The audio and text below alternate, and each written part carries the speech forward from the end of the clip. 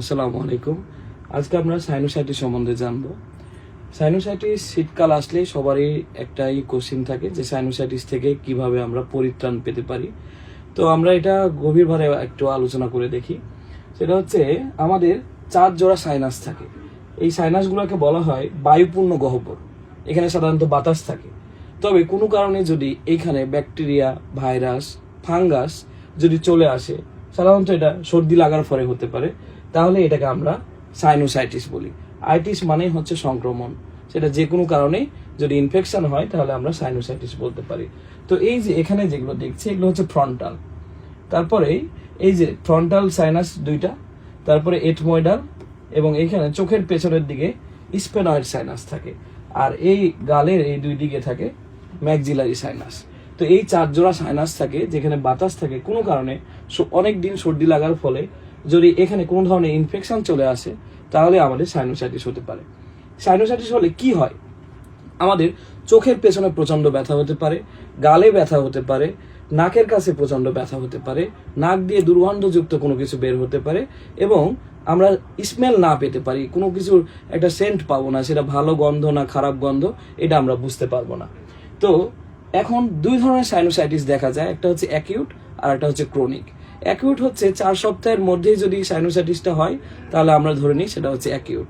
আর 4 সপ্তাহের বেশি যদি থাকে অথবা 12 সপ্তাহের বেশি কোনো কোনো জায়গায় বলা হয় তাহলে এটা ক্রনিক সাইনোসাইটিস। এবার চলে আসুন আমরা কি করব সাইনোসাইটিস থেকে বাঁচার জন্য। যখনই আমাদের সর্দি লাগবে তখনই আমরা নাকটাকে পরিষ্কার রাখার চেষ্টা করব এবং তাড়াতাড়ি ঠান্ডা যেন কেটে যায় সেটার ব্যবস্থা করব। গরম পানি অথবা গরম ভাপ নিতে পারি, তাহলে দেখবো আমাদের সাইনোসাইটিসটা আর রূপান্তরিত হতে পারছে না। এবার চলে আসুন যদি হয়ে যায় তাহলে আমরা কি করব। হয়ে গেলে আপনারা 3টা জিনিস করতে পারেন। 1 নম্বর হচ্ছে যে দোকানে মেনথল কিনতে পাওয়া যায়।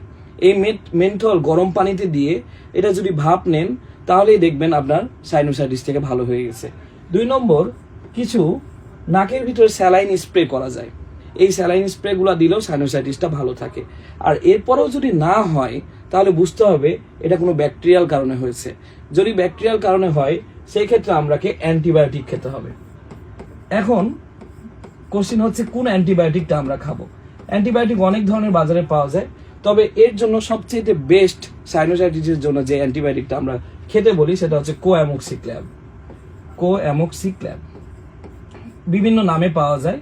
তো এইটা যদি 5 থেকে 10 দিন খাই তাহলে কিন্তু আমাদের সাইনোসাইটিস থেকে আমরা পরিত্রাণ পেয়ে যাব। যদি ক্রনিক হয় 12 সপ্তাহের বেশি অনেক দিন ধরেই এরকম মাথা ব্যথা চোখ ব্যথা করছে তাহলে সেই ক্ষেত্রে আমরা কোঅ্যামোক্সিক্ল্যাব এই অ্যান্টিবায়োটিকটা একটু বেশি দিন কন্টিনিউ করতে বলি, তাহলেই দেখবো আমরা এই সাইনোসাইটিস থেকে একবারে বেঁচে ফিরে আসছি।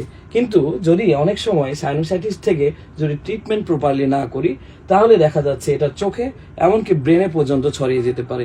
এমনকি লাস্ট পর্যন্ত দেখা যায় অনেকে সাইনোসাইটিস থেকে আলটিমেটলি মৃত্যুর দিকেও ঢলে পড়ছে। আপনারা সাবধান থাকবেন, ভালো থাকবেন।